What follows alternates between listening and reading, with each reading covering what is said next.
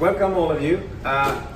This is something, it all started when the three of us made Eurovision Song Contest in Kiev together in 2017.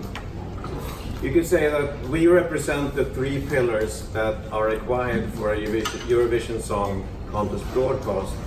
Head of contest, head of show, and head of production, which is the unbelievably complicated technical requirements that are needed for a show of this magnitude. Now, I think it's safe to say that we love Eurovision. There is nothing more exciting to work with in television today, yet. A year ago, we started negotiating with the EBU when we were in Portugal. During that process, we've also found the missing link to our team.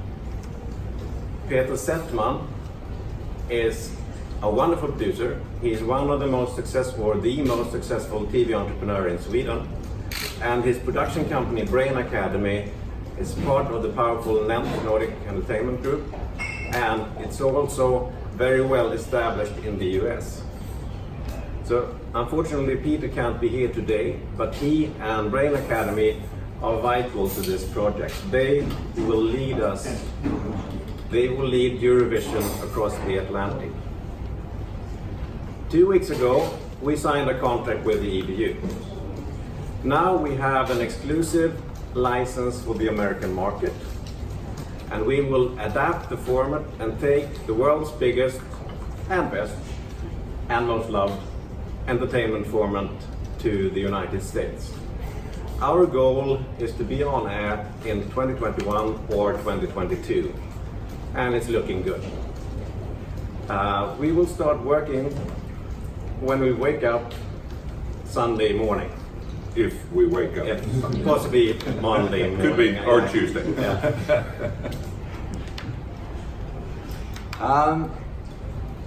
I started working with this project really when I was a kid. The Eurovision Song Contest and the Swedish national selection show Melodifestivalen has been part of my entire life. 18 years ago, I started working with the Swedish national selection show. It was a crumbling format, and I had a vision and a dream to make it the biggest entertainment show of our country, but also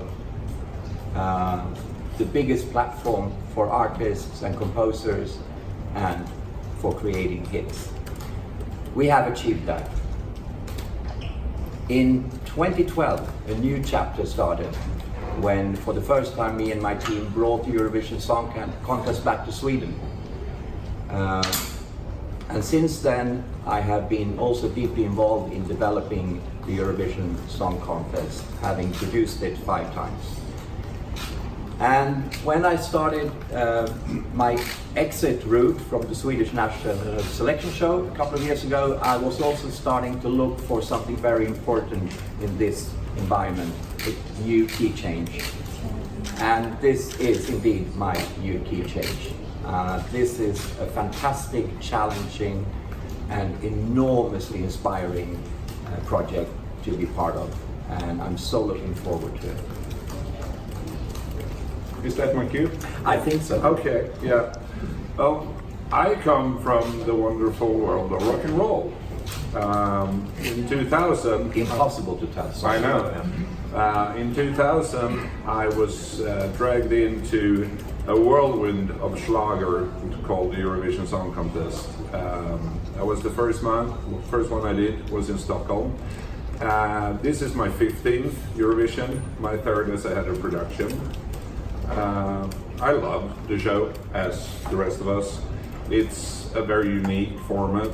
It has the time and resources to do something spectacular, and every year we do something spectacular. We always push the limits of what is possible. I'm sure you've never seen a show where we roll in 3 ladies on sticks in 30 seconds, just to mention one of the many strange things we do. Also on the technical level, it's extremely high. It's the most complicated show in the world. We are way over the limits of what is possibly doable in a venue if you ask the venue engineer on day one. 6 months later, we have agreed on something completely different. Eurovision is just a show on a scale that where very few other shows are. Almost every year it is the biggest indoor production in the world. And it's also the largest music television show in the world. So of course, it's extremely exciting for me to be a part of this team and bring it over to my second home in America. We are, even though we didn't get a contract until 2 weeks ago, we've been working quite a lot on this. We're looking at the geographical roadmap, potential host cities. We are looking at schedules. We're of course working on the budget, building the organization. We've reached out to a number of possible team members, both within production but also in creative. We need to go with the top tier of these people in America. We have to have the best people because we have to reach the same excellence that the Eurovision has. So just like when Max Martin is writing music together with American artists, it's all about combining the best out of the two worlds. Because we have to reach the same level of amazingness as the Eurovision Song Contest is. And that's what we're aiming for. And then we have EBU. Yeah, I'm Dave Goodman. I work for the EBU at Geneva in the Communications Department, and this deal is part of our wider strategy, which is called Together. It was launched at the end of last year. It's our member strategy. As you know, the EBU is an organisation, the world's foremost alliance of public service media. We're a member organisation, 117 broadcasting organisations in 56 countries. And this strategy is to strengthen that union. The aim of it is to create a hub of learning and networking and make sure that public service media survives into the next decade and beyond. And as part of that, we want to grow the live events that we produce, which of course the Eurovision Song Contest is the most famous. And by taking the Eurovision Song Contest format to the United States, we can do just that. This is the world's largest music market, it's the world's largest TV market, and it's a long time coming that we can bring the magic of Eurovision that we've all enjoyed for 60 plus years here in Europe and around Europe and now Australia, and take that to the United States and create a brand new show in a brand new market. Anyone have any questions? Please. Yeah, for previous agency in Spain, I would like to ask you why now, after 64 editions of the European Song Contest, why at this moment have you decided to introduce it in the States, and how will it be? Will it be a contest between the different states of America? Can I start with the second part? Because I have no idea of the first one. But how exactly the format's going to look, we won't really go into that because that will depend a lot on who's broadcasting this, and it's also a work in progress. I would say this much, which is that I can't really see this being. It has to be something different with than the current format of the Eurovision, which is 3 broadcasts in 1 week. I think we will aim for more of a season with some kind of qualifier shows and a grand final. But I mean, we signed this contract 2 weeks ago, so it's coming along nicely. Yes, please. Hi. Is there any significance to the name that's on the press release, the American Song Contest? There's no Eurovision in there. Is that the name you're going with, or is that just a placeholder until you have something better? It's a placeholder. US radio based in Los Angeles. I just wondered, the format rights were previously acquired by NBC. I wonder if you've been able to access their business plan and the reasons why they didn't go into production that could influence your project. No, we didn't, because they didn't succeed, did they? No, they didn't. Yeah. Just wondered if that had influenced perhaps a direction you won't go. Yeah. No, our business plan is based on experience of actually producing the Eurovision Song Contest, which we have an enormous experience and knowledge of, and we also know what you can and what you can't do. So that is the base of creating this format. I also think that, I mean, Peter is head of sales and operations, so he's the one who should answer that. But I think it's important to notice that the landscape of television is changing rapidly. It's not the same market that it was even 2 years ago, actually. With all the new players in the field, it's really different. Yes, Robert. Two questions. Do you have any contact with a broadcaster yet? No, we can't answer that. And second question is, so why do you think this will succeed when the Eurovision Asia is still really not anywhere close to being broadcasted, and it has been talked about for ages? Yeah, well, anyone could do it. Yeah, it's like, I think Eurovision Asia is very different because it tries to involve a lot of different countries. We're aiming for the American market, which is one country. And I think, I mean, what we hope is that this project is based on really knowing how to make the Eurovision Song Contest in combination with a very strong financial and business partner in Tel Aviv. So I think that's what we're aiming for. I can't really answer for the Asian version, but we're fairly confident that we can actually make this happen. I mean, it's also a combination of two things here. We do have the expertise of making this format from a European perspective. We know that there are extreme excellence in making TV and contests on TV in the United States. And usually what happens when we combine these two slightly different TV cultures together, it becomes something new and something unique and something magic.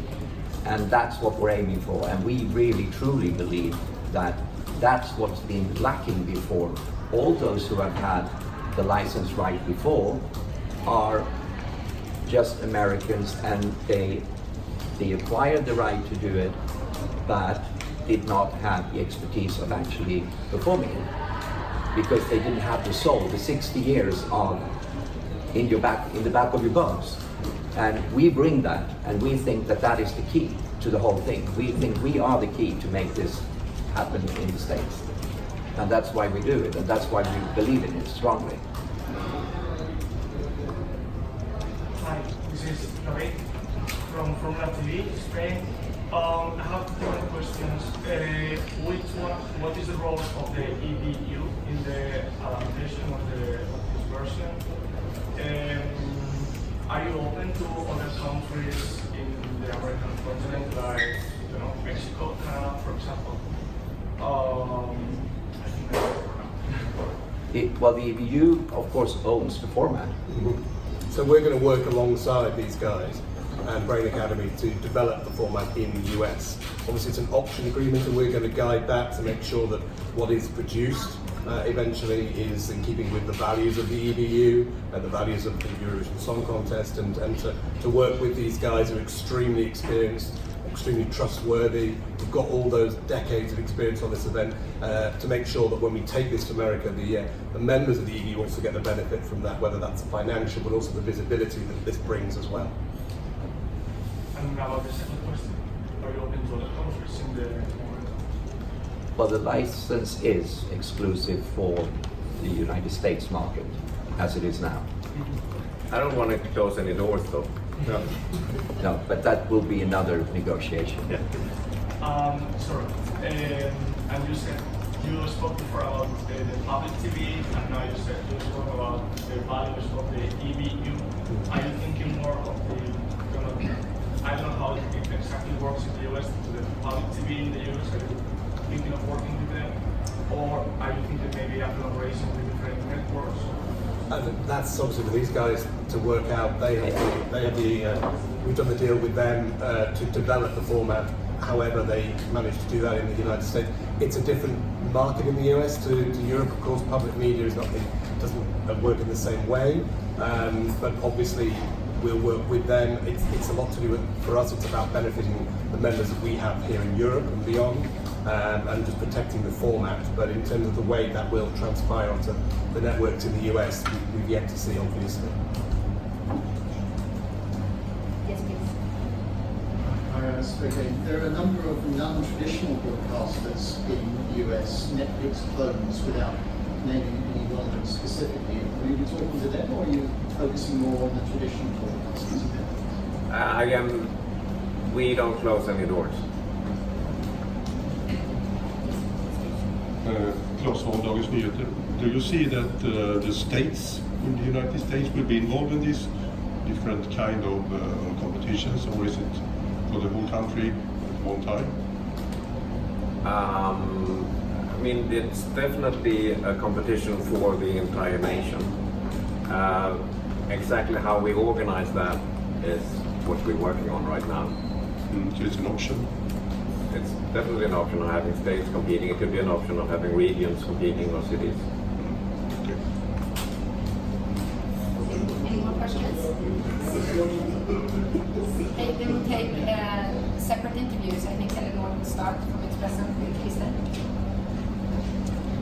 Thank you, everyone.